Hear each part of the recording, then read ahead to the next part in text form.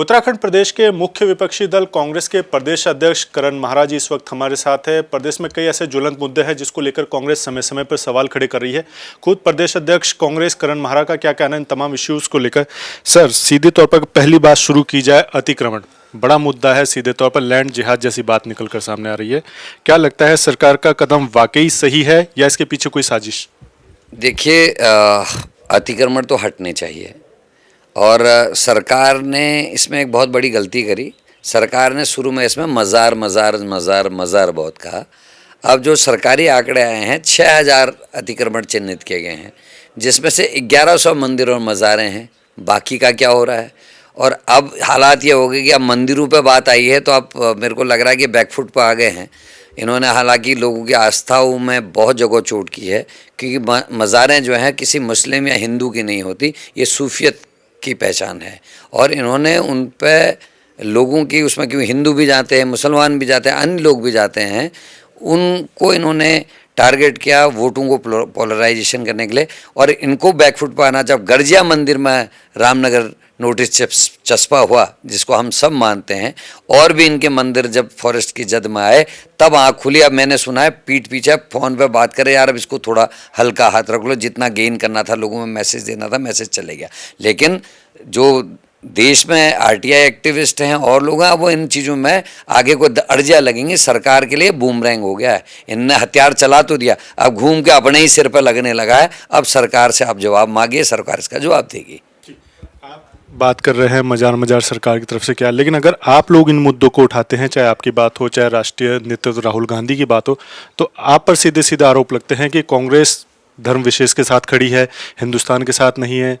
हम तो कांग्रेस पार्टी, चाहे वो मैं हूँ, चाहे मेरे राष्ट्रीय अध्यक्ष हैं, चाहे पूर्व अध्यक्ष हैं, हम संविधान को मानने वाले लोग हैं। ये राष्ट्र सभी धर्मों का है। जितने लोग यहाँ रहते हैं, यहाँ जो नागरिक हैं इस देश के, वो ये राष्ट्र सबका है। और हमारे संविधान में सबको अपने धर्म को मानने की आज़ादी है, कोई छीन नहीं सकता। और अपने विचारों को अभिव्यक्ति की आज़ादी भी हमारे संविधान ने दी है। और खुल के बात करें ना, किस विषय पे बीजेपी को परेशानी है, क्योंकि जब इनके जाके नरेंद्र मोदी जी एज ए मुख्यमंत्री जब विदेशों में जाके बोलते थे, तो अरुण जेटली जी का बयान आता है कि नहीं, अब तो सोशल मीडिया का टाइम है, चीज़ें देश की सीमाओं में बच के नहीं रह सकती। यहाँ जो बात कही जाएगी वो विदेश जाएगी, विदेश की बात यहाँ आएगी। तो अगर मोदी जी ने अपने मन की बात अगर विदेश में जाके क्या दिक्कत है, तो आप क्यों इनके पेट में दर्द हो रहा, ये बताएं। अगर उस समय मतलब इनके जेटली साहब गलत थे तो तब कहते कि जेटली झूठ बोल रहे हैं, और अगर वो सही थे तो आप कैसे गलत हो रहा है।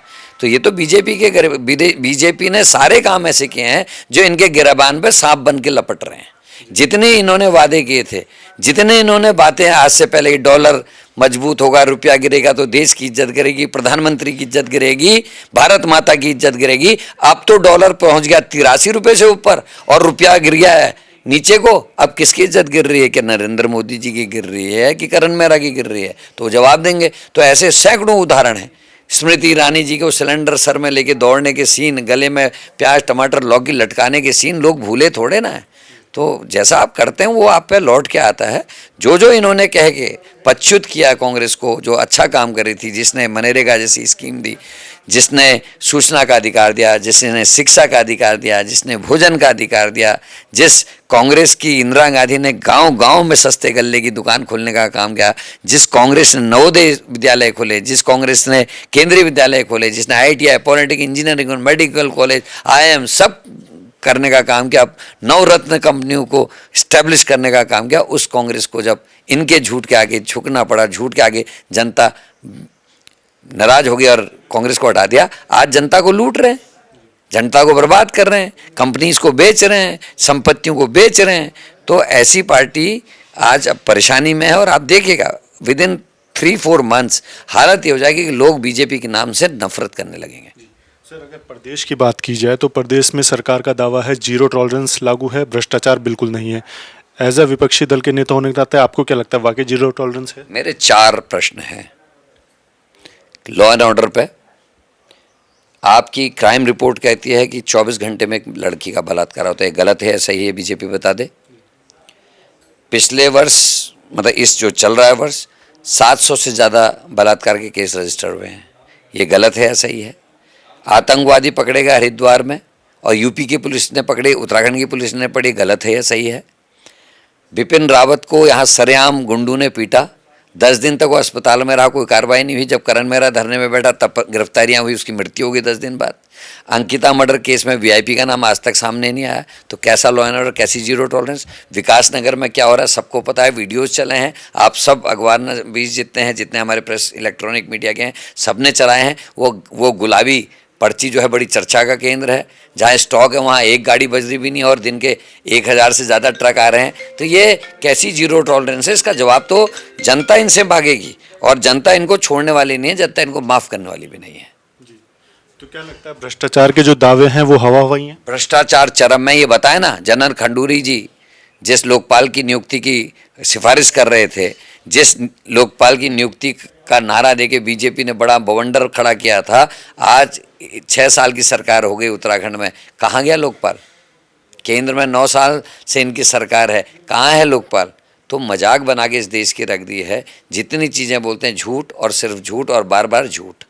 चलिए, लोकपाल कहीं नहीं है, लेकिन यूसीसी तो आने वाला है, जिस तरह की बातें सामने आ रही है। यूसीसी से क्या होगा सर? क्या होगा यूसीसी से? कानून तो 2000 से ज़्यादा है इस देश में। 2000 से ज़्यादा कानून होने के बाद भी बलात्कार हो रहे हैं, डकैतियाँ हो रही हैं, चोरी हो रही है, लोगों को पीटा जा रहा है। आपके यहीं अंसल वैली में देख लो, भरद्वाज परिवार आज भी सड़कों में घूम रहा है न्याय के लिए। पिटाई उसी की हुई, उसी के बच्चे की पिटाई हुई, उसी के घर की बाउंड्री वॉल तोड़ दी, अपराधी बाहर घूम रहे, उस पर 307।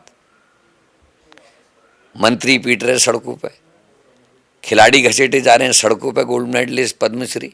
तो भैया त्राहिमाम है। और हम लोग तो जो कर रहे हैं, जनता ही हमारी जनार्दन है, जनता की अदालत में जा रहे हैं और जल्दी ही न्याय होगा, इस बात का पूरा भरोसा है। चलिए, जनता की अदालत में आप जा रहे हो, बीजेपी ने महाजनसंपर्क अभियान अपना शुरू कर दिया है, कांग्रेस की क्या तैयारी है? लोकसभा को अब 6 महीने का ही लगभग समय बचा है। हम लगातार अटैकिंग मोड पे हैं, प्रश्न कर रहे हैं, जो बीजेपी कर रही है उसको हम जनता के बीच में ले जा रहे हैं, और जनता भी इंतजार कर रहे हैं इनके महासंपर्क अभियान का। जनता इनसे यही तो पूछ रही कि 450 का सिलेंडर 1200 रुपया पहुँच गया।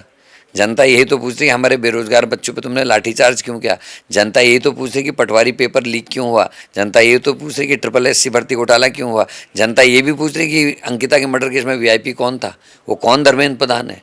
लोग ये भी तो पूछ रही है जनता कि वो कौन है सफेदपोश नेता जिसने एस राजू को जाँच करने से रोका। तो जनता के पास अनेकों प्रश्न हैं, जोशी मठ से लेकर दुनिया भर के प्रश्न हैं, खनन माफिया, भू माफिया। तो जनता इनका स्वागत करने की तैयारी कर रही है। कांग्रेस की क्या तैयारी है सर? लोकसभा चुनाव नज़दीक है, संगठन स्तर पर आपकी क्या? संगठन स्तर पर जो हमको करना चाहिए हम कर रहे हैं। अपने बूथ कमेटी हमारी तैयार हो रही हैं, हमारे प्रभारी बन गए हैं, हम अपना ज़मीनी स्तर का हम काम कर रहे हैं, हम अपने वर्कर्स को चार्ज कर रहे हैं और उनको सबको एक जगह पर लाके हम बातचीत, हमारा आजकल आपस में कन्वर्सेशन चल रहा है वर्कर्स और हम लोगों का, और बहुत अच्छे रिजल्ट्स आपको देखने को मिलेंगे। आपकी जो छवि है बोल्ड एक्शन और एकजुटता वाली है, क्या संगठन में सब कुछ ठीक है, एकजुटता है? निश्चित ही मेरे सारे इकाइयाँ मजबूती से काम कर रही हैं, सबका आपस में कोऑर्डिनेशन है। अभी देखिए हमारे SC सेल के अध्यक्ष जो हैं पूरा कुमाऊं का दौरा करके आए हैं, और सेवा दल की अध्यक्ष हमारी दौरा कर रही हैं, और कल से हमारी महिला कांग्रेस के अध्यक्ष भी दौरा कर रही हैं। वहीं यशपाल आर्या जी का दौरा कल से स्टार्ट है, जिसमें मैं भी सम्मिलित होऊंगा। 7 तारीख को मेरा कच्छ एक प्रदर्शन है, और 8 तारीख को हम बागेश्वर हैं। लगातार हर यूनिट काम कर रही है, सभी नेता अपने अपने प्रभाव क्षेत्रों में काम कर रहे हैं, और अच्छे रिजल्ट देखने को है। कांग्रेस एक्टिंग मोड में है। कांग्रेस एक्टिंग मोड पे है, लेकिन कई नेता ऐसे भी हैं, वरिष्ठ नेता, जो सीधे तौर पर उनके बयान कहीं ना कहीं भारी पड़ जाते हैं, आपको भी सफाई देनी पड़ती है, तो संगठन को भी इसके चलते बैकफुट पे आना पड़ता है। देखिए इस बात को समझते समझते मुझे लगभग 1 साल हो गया। मेरे पिताजी एक बात कहते थे, जब मेरी बूढ़ी गांव के बुढ़ियाएं जो थी वो गाली देती थी, तो मेरे पिताजी कहते थे ध्यान मत दो, बूढ़े गाई सुने नहीं। मतलब जो बुजुर्ग होते हैं वो अगर गाली भी देते तो सोने की नाली, मतलब 5 शेर सोना निकलता उस गाली में से। तो मेरे सयान हैं वो हमको सिखा रहे हैं, स्ट्रिक्ट होते हैं सीनियर्स जो होते हैं, तो अगर कहीं गलती हो रही तो कहते हैं ऐसा हो गया वैसा हो गया, तो उसमें बुरा मानने का क्या, उससे सबक लेना है और हमने आगे काम करना है। हम बच्चे हैं उनके, वो अगर कुछ भी कह रहे हैं उससे सबक लेते हुए आगे को अपना रास्ता बनाना है, काम करना है। बूढ़े गाई सुने नहीं, इसको याद रखिएगा। लगता है कुछ आने वाले समय पे इससे नुकसान भी हो सकता है संगठन को? कोई नुकसान नहीं होगा, कार्यकर्ता पूरी एकजुटता से काम कर रहा है। 12 महीने से ये जवाब सवाल हो रहे हैं, उससे पहले भी रहे, लेकिन कार्यकर्ता लगातार कार्यक्रम कर रहा है ना भाई, किसी कार्यक्रम में कोई कमी दिख रही? हर जगह भीड़ है, हर जगह कार्यक्रम, और हर जगह वर्कर उमड़ उमड़ के आ रहा है, घुमड़ घुमड़ के